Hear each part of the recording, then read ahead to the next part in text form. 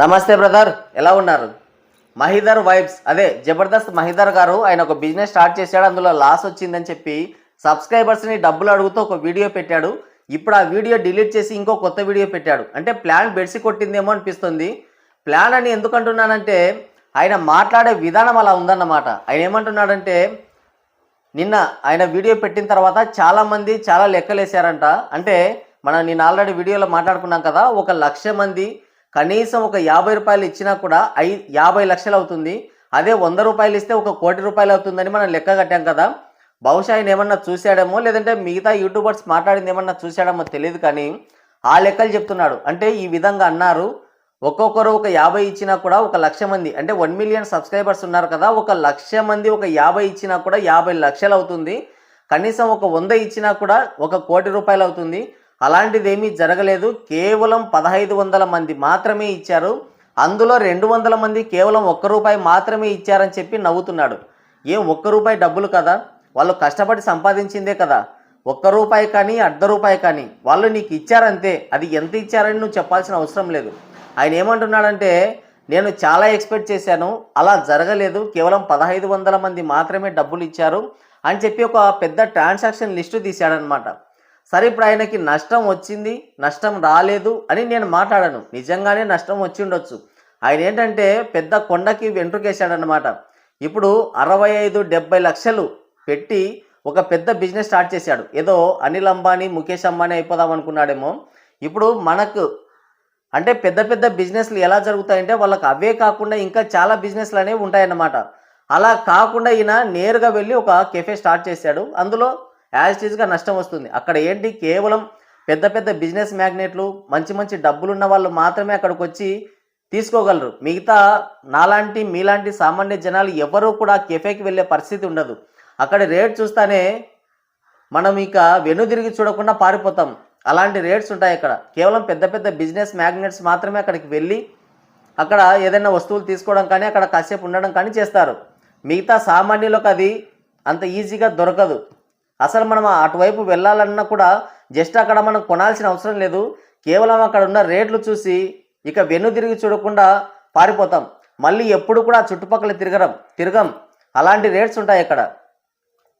So అలాంటి ఒక business start చేశాడు. సరే, నిజంగానే అందులో లాసెస్ వచ్చాయి, రాలేదని మనం చెప్పకూడదు. నిజంగానే వచ్చి ఉండొచ్చు. ఆయన మాట్లాడే విధానాన్ని చూస్తే నిజంగానే లాసెస్ వచ్చాయి. సరే, ఎంత లాస్ వచ్చిందన్న విషయం పక్కన పెడితే ఇప్పుడు ఆయన శత విధాల అంటే మొత్తం ఇక చేయడానికి ఏమీ లేదు అన్నట్టుగా ఇక మొత్తం అన్ని విధాలుగా ప్రయత్నం చేసి ఇక ఏమీ చేయలేని నిస్సహాయ స్థితిలో ఉన్నప్పుడు మాత్రం జనాలని ఇలా డబ్బులు అడిగితే ఖచ్చితంగా నువ్వైనా నేనైనా ఇంకొకరైనా వీలైనంత వరకు సాయం చేస్తారు, చెయ్యాలి కూడా. అంటే మనిషికి మనిషి సాయం చేసుకోవాలి. కానీ ఆయన తన విధంగా అంటే ఎటువంటి ప్రయత్నం చేయకుండా ఇప్పుడు ఆయనకి 1 మిలియన్ సబ్స్క్రైబర్స్ ఉన్నారు. కరెక్ట్ కంటెంట్తో కొడితే జస్ట్ ఒక 5 మంత్స్ మాత్రమే ఆయన అప్పు మొత్తం తీరిపోవడానికి, ఒక 5 నెలల నుంచి 6 నెలలు మాత్రమే టైం పడుతుంది. సో మామూలుగా ఈ కంటెంట్తో వీడియోలు చేసుకున్న డబ్బులే కాకుండా ఆయన ఈ మధ్యనే ఒక కార్ తీసుకున్నాడు. దాని వాల్యూ వచ్చేసి 28 లక్షలు, XUV 700. అది ఇక అదే బెస్ట్ కారు ఆ మోడల్లో. సో అది 28 లక్షలు. కావాలంటే మీరు ఒకసారి కొట్టి చూడండి, ఆయన వీడియోస్లో కూడా చూడండి. సో ఆ కార్ అమ్మేసినా డబ్బులు వస్తాయి, లేదా దాన్ని ట్యాక్సీగా యూజ్ చేసినా కూడా డబ్బులు వస్తాయి. సో ఇంకా ఈ మధ్యన ఆయన పెళ్లి చేసుకున్నాడు, మంచిగానే రెవెన్యూ వచ్చి ఉంటుంది. ఆ రెవెన్యూ ఇప్పుడు ఒక తులం బంగారం వచ్చేసి 1,70,000, 1,60,000 వరకు ఉంది. ఒక 10 తులాలు అమ్మేసినా కూడా దాదాపుగా 15 లక్షలు వస్తాయి. అంటే ఇక మీరే ఆలోచించుకోండి. అటువంటి ప్రయత్నాలు ఏమీ చేయలేదు. తర్వాత చూసుకుంటే ఆయనకి 1 మిలియన్ సబ్స్క్రైబర్స్ ఉన్నారు. పర్ మంత్ వచ్చేసి కొన్ని లక్షల రూపాయలు ఆయన అకౌంట్లో పడుతున్నాయి. ఆయన ఏ బ్యాంకులో అయితే ఉన్నాడో ఆ బ్యాంకే కాదు, ఇక ఏ బ్యాంకుకి వెళ్ళినా కూడా ఆ ట్రాన్సాక్షన్ చూపిస్తే ఈజీగా లోన్ ఇచ్చేస్తాడు, తీసేసుకోండి అని. అసలు మాలాంటి వాళ్ళు వెళ్తేనే కళ్ళు మూసుకొని ఇచ్చేస్తాడు లోను. అంటే మనకు వచ్చే శాలరీని, మనకు వచ్చే ఆ జీతాన్ని బట్టి ఇచ్చేస్తారు. సో అలాంటిది ఆయన లక్షల్లో తీసుకుంటున్నాడు. అలాంటప్పుడు బ్యాంకులో కూడా డబ్బులు ఇస్తాడు. అలాంటి ప్రయత్నాలు ఏవి చేయకుండా, అంటే ఆస్తులన్నీ అలాగే ఉండాలి, మనమేమి కొత్తగా ఇలాంటివేమీ ప్రయత్నం చేయకూడదు, ఉన్నవి అమ్ముకోకూడదు, ఎవరో ఇవ్వాలి, ఆ డబ్బులతో మనం అప్పులు కట్టుకోవాలి. ఇదే కదా. ఆయన ఇంకో విషయం ఏంటంటే ఈ వీడియో చేస్తున్నప్పుడు చాలామంది ఇలా ప్లాన్ వేశారు, అలా ప్లాన్ వేశారు. 1 మిలియన్ సబ్స్క్రైబర్స్ ఉన్నారు కదా, ఒక్కొక్కరు ఒక 50 వేసినా 50 లక్షలు అవుతుంది. 1,00,000 మంది, 1,00,000 మంది తలా ఒక 100 వేసినా కూడా ₹1,00,00,000 అవుతుంది అని లెక్క కట్టారు. కానీ ఇక్కడ అలాంటివి ఏమీ జరగలేదు అంటున్నాడు.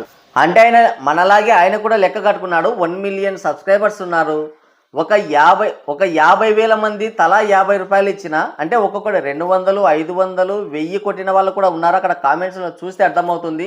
చాలామంది సూపర్ థ్యాంక్స్ కూడా చేశారు. అంటే ఆయన పెట్టిన యూపీఐ పేమెంట్స్ కాకుండా ఇక్కడ సూపర్ థ్యాంక్స్ అని ఒక ఆప్షన్ ఉంటుంది, దాని నుంచి కూడా డబ్బులు పంపించారు. సరే, యాజ్ ఇట్ ఈస్గా అంటే ఒక 50,000 మంది ఒక ₹50 పంపించినా కూడా దాదాపుగా 25 లక్షల రూపాయలు అవుతుంది. ఆ విధంగా ఆయన లెక్క కట్టుకున్నాడు. ఆయన మాట్లాడే విధానంలో కూడా మనకు తెలిసిపోతుంది. ఇక్కడ ఇంకో కామెడీ ఏంటంటే 200 మంది కేవలం ఒక్కొక్కరు ₹1 మాత్రమే పంపించారని నవ్వుతున్నాడు. ఎందుకు నవ్వడం? అసలు నీకు ఏ కష్టాలు ఉన్నాయి? తిన్నప్పుడు కదలకుండా ఇలా కెమెరా ముందు కూర్చొని వీడియోలు చేసుకుంటూ లక్షలు సంపాదిస్తున్న నువ్వే కష్టాలు ఉన్నాయంటే, పొద్దున 8 గంటలకి, అంటే ఈ ఉద్యోగస్తుల్ని పక్కన పెట్టేయండి, మిగతా జనాలు అంటే మెజారిటీ పీపుల్స్ విషయానికి వద్దాం. పొద్దున 8 గంటలకి కొడవలు తీసుకొని రెడీ అయి పైనమై వెళ్ళిపోతే సాయంత్రం 4 గంటల వరకు పని చేయాలి. పని చేస్తే ఎంత ఇస్తారు? 250, 300 మాత్రమే ఇస్తున్నారు. మరి వాళ్ళ కష్టం ఏంటి? తిన్నప్పుడు కదలకుండా వీడియోలు చేసుకుంటూ లక్షలు సంపాదిస్తున్న నువ్వెక్కడ కొడవలు తీసుకొని పురుగు పుట్ర ఏమున్నాయో చూసుకోకుండా పనికి వెళ్ళి ఎండకి, గాలికి, వానకి, చలికి నానా అగచాట్లు పడి 200, 250, 300 తెచ్చుకుంటున్న వాళ్ళ పరిస్థితి ఏంటి? కష్టాలు ప్రతి ఒక్కరికి ఉంటాయి. కష్టాలు లేని మనిషి ఎవరు ఉండరు. కష్టపడింది ఏది కూడా రాదు, అలా వచ్చింది ఏది కూడా నిలబడదు కూడా. సో నీకు చాలా సోర్స్ ఉన్నాయి. నువ్వు ఏ విధంగానైనా సరే అప్పును తీర్చుకోవచ్చు. ఇప్పుడు ఆల్రెడీ 1 మిలియన్ సబ్స్క్రైబర్స్ ఉన్నారు. మంచి కంటెంట్తో కొడితే నీకు చాలా ఈజీ. అలా కాకుండా నీకు ఇంకా ఇతర విధానాలు కూడా ఉన్నాయి. అవన్నీ వదిలేసేసి నాకు సాయం చేయండి, నాకు నష్టాలు వచ్చాయి, పోనీ నీకు లాభాలు వస్తే సబ్స్క్రైబర్స్కి ఏమన్నా ఇవ్వగలవా? పోనీ ఇంతవరకు ఏమన్నా ఇచ్చావా? ఆ కెఫే స్టార్ట్ చేయకముందు కూడా నువ్వు ఆల్రెడీ లాభాల్లోనే ఉన్నావు. నెలకు వచ్చేసి లక్షలు సంపాదిస్తున్నావు. అలాంటప్పుడు సబ్స్క్రైబర్స్కి ఏమన్నా సాయం చేసావా? పోనీ ఎవరైనా అంటే బీదా బిక్కి ఎవరైనా ఉంటే వాళ్ళకి ఏమన్నా సాయం చేసావా? పోనీ ఆ గివ్ అవేలు ఇవ్వడం అలాంటివి ఏమన్నా చేసావా? లేదు. నీ వరకు బాగా డబ్బులు సంపాదించుకున్నావు, చాలా ఆనందంగా ఉన్నావు. అది కాకుండా సినిమా రివ్యూలు చెప్పినందుకు డబ్బులు ఇస్తారని నువ్వే చెప్పావు. ఆ తర్వాత ఏవో బెట్టింగ్ యాప్స్ అవి కూడా ప్రమోట్ చేసావు, దాని ద్వారా డబ్బులు వచ్చాయి. అమెజాన్ డీల్స్, అలాగే ఫ్లిప్కార్ట్ డీల్స్ అవి కూడా ప్రమోట్ చేసావు, వాటి నుంచి డబ్బులు వస్తాయి. సో ఎన్ని సోర్సెస్ ఉన్నా కూడా నువ్వు జనాల్ని ఎందుకు అడుగుతున్నావు? అంటే ఇది స్కామ్ కాక ఇంకేంటి? ఆయన ఏమంటున్నాడంటే నాది సినిమా రివ్యూలు చెప్పేది కాబట్టి నాకు అంతగా డబ్బులు రావు అని చెప్తున్నాడు. ఒకసారి ఇప్పుడు ఆల్రెడీ 1,500 మంది ఒక్కొక్కరు ఇంత ఇచ్చారని చెప్పేసి మొత్తం ట్రాన్సాక్షన్ లిస్టు పెట్టావు కదా, అలాగే నీ 6 నెలలు అంటే నువ్వు గతంలో చాలా చెప్పావులే, నేను ఇంత సంపాదించాను అంత సంపాదించానని నువ్వు ఆల్రెడీ ఇంటర్వ్యూస్లోనే చెప్పావు. అంత అవసరం లేదు. ఒక 6 నెలల్లో లిస్టు పెట్టు, చూద్దాం ట్రాన్సాక్షన్. నీ అకౌంట్కి ప్రతి నెల ఎంత డబ్బులు వచ్చాయో అక్కడ చూద్దాం, చూసి మాట్లాడుకుందాం. సో ఇదంతా ఏంటంటే జనాలని ఎలా ఫూల్స్ని చేయాలి, ఈజీగా ఎలా డబ్బులు సంపాదించాలి అన్నది తప్ప, నిజంగా నీలో ఇలా డబ్బులు నిజంగానే ఏదో పెద్ద ప్రాబ్లం వచ్చింది, దాని నుంచి నేను అసలు బయటపడలేకపోతున్నాను అని ఎక్కడ కూడా నీ వీడియోస్లో కనిపించలేదు. నేను దాని గురించి మాత్రమే మాట్లాడుతున్నాను. నీకు నిజంగా కష్టాలు రాలేదు అని నేను చెప్పట్లేదు. వచ్చిండొచ్చు, నష్టాలు కూడా వచ్చిండొచ్చు, కానీ అవి నువ్వు తీర్చుకోగలిగిన కష్టాలు. ఎవరిని కూడా అడగకూడదు. ఎవరికి డబ్బులు ఊరికే రావు. చిన్నపిల్లలు ఉంటారు, చిన్న పిల్లలు ఒక 5, 10 ఇమ్మని తల్లిదండ్రులని అడుగుతున్నా కూడా ఇవ్వరు వాళ్ళు. అలాంటి పరిస్థితులు ఉంటాయి. అలాంటిది నువ్వు ఎవరో తెలీదు, ఎక్కడుంటావో తెలీదు, జస్ట్ నేను వీడియోస్లో మాత్రమే చూస్తారు. పైగా నీకు ఎంత రెవెన్యూ వస్తుందో కూడా జనాలకి తెలిసి కూడా నీకు ఎలా సాయం చేస్తారు? అలా వెళ్తూ ఉన్నప్పుడు చాలామంది పేదవాళ్ళు, ఒక పూటకి తిండి లేని వాళ్ళు, చాలా దరిద్రమైనటువంటి జీవితాన్ని అనుభవిస్తున్న వాళ్ళు కూడా ఉంటారు. అలాంటి వాళ్ళకే జేబులో నుంచి తీసి ₹1 ఇవ్వలేరు జనాలు. సో వాళ్ళ పరిస్థితి కూడా సేమ్ అలాగే ఉంటుంది. కాబట్టి ఏమంటే వాళ్ళు అక్కడ కూర్చున్నారు, వీళ్ళు అలా కూర్చోకుండా పని చేసుకుంటున్నారు అంతే. అంతకు మించి ఇంకేమీ లేదు.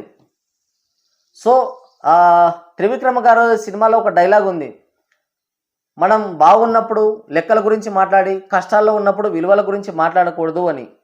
ఆయన వీడియోస్లో ఏం చెప్తున్నాడంటే, ఎవరు సాయం చేయలేదు, ఇస్తే తీసుకోవాలనే ఉంది కానీ తీసుకోలేకపోతున్నాను అని చెప్తున్నాడు. 1500 మంది మాత్రమే వేశారు, దాంట్లో 200 మంది కేవలం ఒక్కొక్కరు ₹1 మాత్రమే వేశారు అని నవ్వుతున్నాడు. అంటే ఆ మాటల్లో తను ఇంకా ఎక్కువ ఎక్స్పెక్ట్ చేశాడనమాట. ఒక దెబ్బతో లైఫ్ సెటిల్ అయిపోవాలన్న విధంగా ప్రయత్నం చేశాడు, అది బెడ్సి కొట్టింది. గతంలో సాయి కృష్ణ అనే అతను కూడా, ఆ యూట్యూబ్ టెక్ ఛానల్ అతను కూడా సేమ్ ఇంతే. అతనైతే ఈయనైనా ఇంకా ఒకసారి అనుకుంటా, అంటే గతంలో ఏమన్నా మనకు తెలీదు, ఆయన కూడా అంతే. దాదాపుగా ఆయనకు 7 లక్షల 8 లక్షల మంది సబ్స్క్రైబర్స్ ఉన్నారు. ఎప్పుడు అంతే, ప్రతి ఒక్క 6 నెలలకు ఒకసారి వచ్చేస్తాడు, నేను ఈ బిజినెస్ పెట్టాను, ఇక లాస్ అయిపోయింది, మీరే నన్ను ఆదుకోవాలి, ఛానల్ అమ్మేస్తున్నాను, ఇక నాకు వేరే ఆప్షన్ లేదు, నేను అది చేసుకుంటా, ఇట్లా అది నానాక అంటే ఆడియన్స్ని ఎమోషన్కి గురి చేసి అసలు 1000 10,000 డబ్బులు కొట్టిన వాళ్ళు కూడా ఉన్నారు ఆయనకి. లాస్ట్ వీడియో పెట్టాడు, ఆ ప్రసాద్ టెక్ ఛానల్ అతన్ని ఏదో బ్లేమ్ చేశాడు, దెబ్బకి పూర్తి నెగిటివిటీ వచ్చిందన్నమాట. చాలామంది అందరూ నెగిటివ్ కామెంట్సే చేశారు, ఆయన పైన కంప్లీట్ నెగిటివిటీ వచ్చింది. దాంతో ఆయన కనీసం వీడియోలు కూడా చేయట్లేదు. అంటే ఇంకా మీరే అర్థం చేసుకోండి, ఇది స్కామా లేకపోతే ఇంకోటి ఏమన్నా. మంచిగా లక్షల జీతాలు వస్తున్నాయి, ఉండొచ్చు కదా ప్రశాంతంగా, చిన్న చిన్న బిజినెస్లు ఏమైనా పెట్టుకోవచ్చుగా. అలా కాదు, రాత్రికి రాత్రి అంబానీలు అయిపోవాలి, ముఖేష్ అంబానీలు, అనిల్ అంబానీలు అయిపోవాలి అన్నట్టుగా మన స్తోమతను మించి ఖర్చు పెట్టి ఏదో బిజినెస్లు చేయడం, దానిలో లాస్ వచ్చిందో ఎవరికి తెలియదు, రాలేదో ఎవరికి తెలియదు, కానీ సబ్స్క్రైబర్స్ని మాత్రం డబ్బులు అడగడం, ఇది అంత మంచిది కాదు. నువ్వు ఏమీ చేయలేని పరిస్థితుల్లో, ఇంకా నీ చేతిలో ఏమీ లేదు, ఇక నువ్వు చేయగలిగింది ఏమీ లేదు అన్నప్పుడు మాత్రమే నువ్వేదైనా జనాల్ని అడగాలి. ఎవరికి ఇష్టం ఉంటే వాడు ఇస్తాడు, లేకపోతే లేదు. అవేమీ చేయకుండా నీ ఆస్తులు అలాగే ఉంచుకొని, నీ కారు అలాగే ఉంచుకొని, నీ ప్రాపర్టీస్ అన్నీ అలాగే ఉంచుకొని, నీకు వస్తున్న రెవెన్యూను పక్కన దాచిపెట్టి జనాల నుంచి డబ్బులు తీసుకోవాలనుకోవడమే తప్పు. అది నేను చెప్తున్నది. నువ్వు అడగడం తప్పు కాదు, ఇలా చేయడం తప్పు అని చెప్తున్నాను. సో ఆయన ఎలా అయినా తీసుకొని, మొత్తానికైతే ఆయనకి ఒక 1500 మంది డబ్బులు పంపించారంట. దానిలో ఒక 200 మంది తలా ₹1 పంపించారు. మొత్తం ట్రాన్సాక్షన్ వచ్చేసి 2,71,000 అయితే ఆయనకు వచ్చిందంట. ఆ తర్వాత ప్రసాద్ టెక్ ఛానల్ అతను 1 లక్ష పంపించాడంట. తర్వాత మన విఆర్ రాజా ఉన్నాడు కదా, ఆయన కూడా ఒక 50,000 పంపించాడంట. ఇంకొకరు ఎంతో డబ్బులు పంపించాం. మొత్తంగా చూసుకుంటే ఆయనకి 4,50,000 పైచిలకు వచ్చింది మొత్తంగా. ఆయన వీడియో ఎందుకు డిలీట్ చేశాడంటే, యూట్యూబ్ అనేది రిస్ట్రిక్ట్ చేస్తుంది అన్నమాట. డబ్బులు వస్తే తీసుకుంటాడు, కానీ యూట్యూబ్ అనేది రిస్ట్రిక్ట్ చేస్తుంది. క్లియర్గా చెప్పేశారు, అలాంటివి ఎవరు కూడా, అంటే సబ్స్క్రైబర్స్ నుంచి ఎవరు కూడా అలా డబ్బులు వసూలు చేయకూడదు. అది ఏ విధమైన పర్పస్ అయినా కానివ్వండి, సబ్స్క్రైబర్స్ని, వ్యూయర్స్ని, యూట్యూబ్ చూస్తున్న వాళ్ళని డబ్బులు అడగకూడదు. అలాంటి వాటిపైన కమ్యూనిటీ గైడ్లైన్స్కి వ్యతిరేకంగా ఉంటే కనుక ఛానల్ను కూడా రిమూవ్ చేసే అవకాశం ఉంటుంది. సో అందుకనే యూట్యూబ్ వాడు రిస్ట్రిక్ట్ చేశాడు కాబట్టే ఆయన వీడియో డిలీట్ చేశాడు. ఆయన ఏమంటున్నాడంటే, డబ్బులు చాలా తక్కువ మంది ఇచ్చారు, ఇస్తే తీసుకోవాలనే ఉంది కానీ ఇవ్వట్లేదు అని అంటున్నాడు. సో ఇక అది ఆయన ఇష్టం. మొత్తానికైతే ఆయన ఆ అప్పును తీర్చగలిగిన స్థితిలో ఉండి కూడా ఆయన ప్రాపర్టీస్ని, ఆయన కార్లని అలాగే ఉంచుకొని జనాలని అడుగుతున్నాడు. ఇంకా దానికి మించి మనం మాట్లాడకూడదు. సో ఇదేంటంటే, రాత్రికి రాత్రే మనం వీలైనంత డబ్బులు దండుకోవాలి, వీలైనంత డబ్బులు తీసి పోగేసుకోవాలి అన్న ఒక ఉద్దేశం తప్ప ఇంకేమీ కాదు. సో ఇక్కడ చాలామంది ఏమంటారంటే, నువ్వు సాయం చేస్తే చేయి, లేదంటే లేదు, అలా మాట్లాడాల్సిన అవసరం లేదని కూడా అంటారు.